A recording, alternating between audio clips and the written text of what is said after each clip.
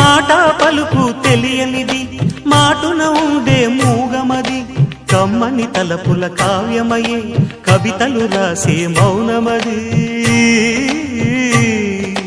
రాగల రోజుల ఊహలకి స్వాగతమిచ్చే రాగమది శృతిలయలరగని ఊపిరికి